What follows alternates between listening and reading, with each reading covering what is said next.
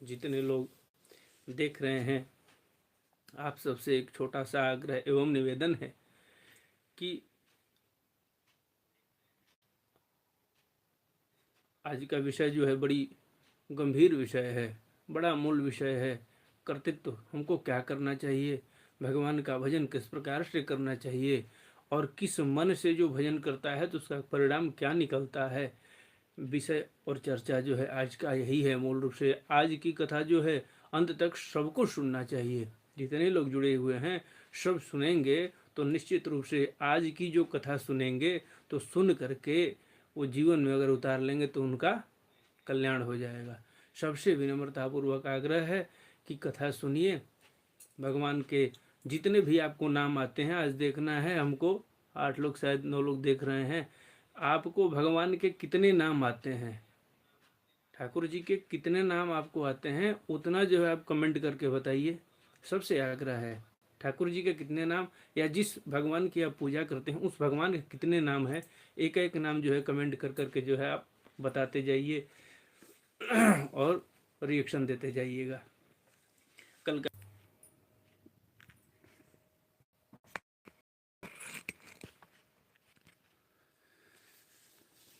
System updation का कोई वो आ गया था, इसलिए थोड़ा सा अवरुद्ध हुआ।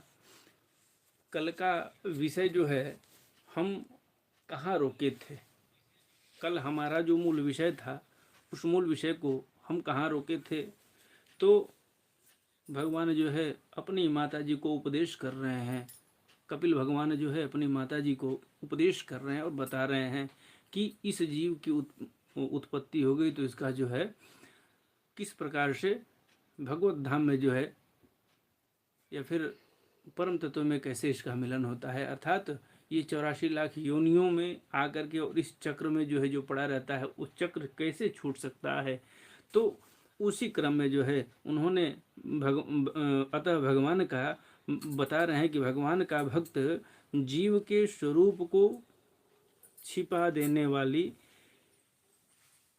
कार्य कारण रूप से परिणाम को प्राप्त हुई भगवान की इस अचिंत्य शक्तिमयी माया को भगवान की कृपा से ही जीत कर अपने वास्तविक स्वरूप अर्थात ब्रह्म रूप में स्थित होता है। भगवान कल जो है अष्टांग योग की बात बता रहे थे, अपनी माता जी को अष्टांग योग पढ़ा रहे थे, अष्टांग योग सिखा रहे थे।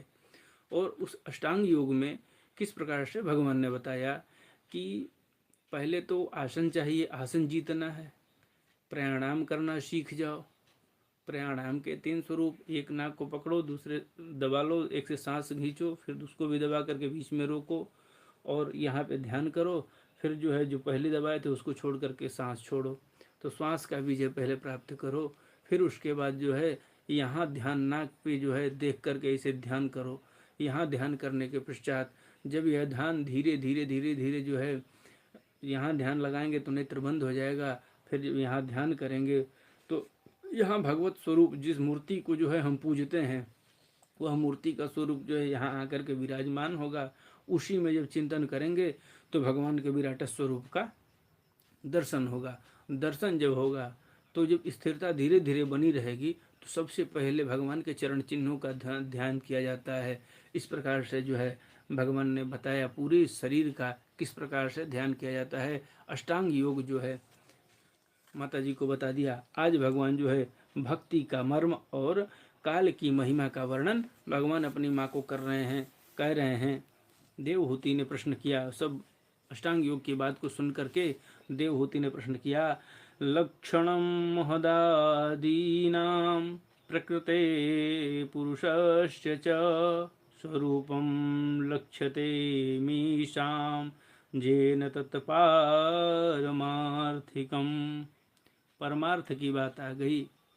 माता जी देवहूति कह रही हैं कि प्रकृति पुरुष और महतत्व आदि का जैसा लक्षण सांख्य शास्त्र में कहा गया है तथा जिसके द्वारा उसका वास्तविक स्वरूप अलग अलग जाना जाता है और भक्ति योग को ही जो है जिसका प्रयोजन कहा गया है वह आप मुझसे बताइए। कृपा करके भक्ति योग का मार्ग मुझसे विस्तार पूर्वक कहिए।